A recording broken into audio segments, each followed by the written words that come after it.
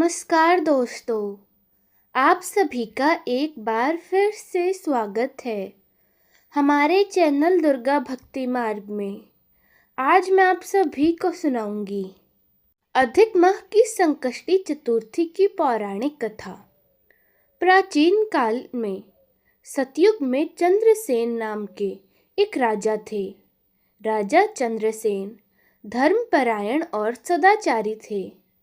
वह अपनी पत्नी, पुत्रों तथा बंधु बांधवों के साथ आनंद पूर्वक अपने महल में निवास करते थे। सौभाग्य से उनकी रानी बहुत गुणवती तथा पतिव्रता स्त्री थी। उनकी रानी का नाम रत्नावली था। एक दिन शत्रुओं ने उनके राज्य पर हमला कर दिया और उनके राजपाट और सेना पर आधिपत्य जमा लिया। राज्य छिन जाने के बाद राजा चंद्रसेन के भाई बंधुओं ने भी उनका साथ छोड़ दिया।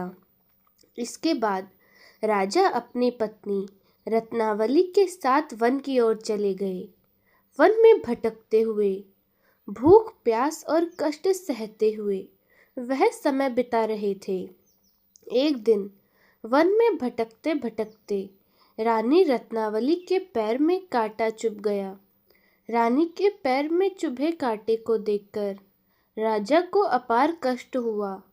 वन में भटकते हुए राजा की नज़र महर्षि मार्कंडेय पर पड़ी। वे दोनों उनके पास गए और उन्हें प्रणाम किया। वन में विराजमान तपस्वी एवं जितेंद्रिय मुनि मार्कंडेय से हाथ जोड़कर राजा चंद्रसेन बोले, हे पूज्यवर, मैंने पूर्व जन्म में ऐसा कौन सा पाप कर्म किया है जिससे मेरी राज्य लक्ष्मी शत्रुओं द्वारा छीन ली गई। यह सुनकर मार्कंडेय मुनि बोले, हे राजन, मैं आपको आपके पूर्व जन्म के बारे में बता रहा हूँ। आप उस जन्म में एक राजा थे। एक बार आप शिकार करने गहन वन की ओर चले गए। शिकार करते करते आपको रात हो गई।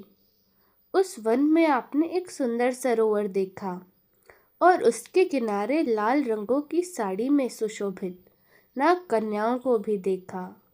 वह संकष्टी चतुर्थी का व्रत कर रही थी।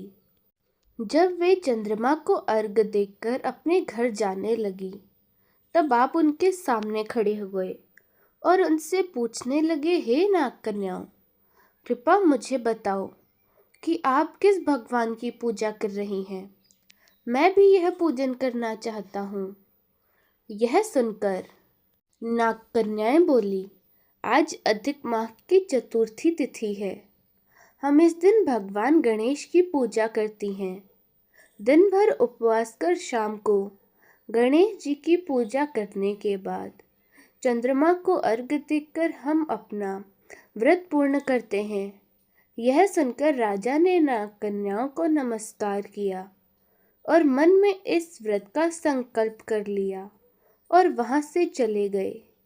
इस व्रत के प्रभाव से गणेश जी आपसे प्रसन्न हुए और आपको पुत्रों, सद्गुणों वाले स्त्री और धन धान्य आदि से परिपूर्ण कर दिया। परंतु कुछ समय बाद गर्व में आकर आप गणेश जी का यह व्रत करना भूल गए। इसके कुछ समय बाद आप मृत्यु को प्राप्त हुए। अपने पूर्व जन्म में आपने जो गणेश जी का पूजन किया था, उसके प्रभाव से इस जन्म में आप राजा बने और धन के गर्व में आकर जब आपने यह व्रत करना छोड़ दिया था, उस पाप के फलस्वरूप आपकी यह गति हुई है। यह बात सुनकर राजा बोले, हे मार्कंडेय ऋषि, अब मैं ऐसा क्या करूं जिससे मुझे इस संकट से मुक्ति मिल जाए। यह सुन ऋषि मार्कंडेय बोले, महाराज, आप पूरे विधि विधान से गणेश जी की पूजा अर्चना करिए और संकट नाशक अधिक माह की संकष्टी चतुर्थी का व्रत करिए, जिससे गणेश जी प्रसन्न होंगे और आपको पुनः राज वैभव प्राप्त होगा।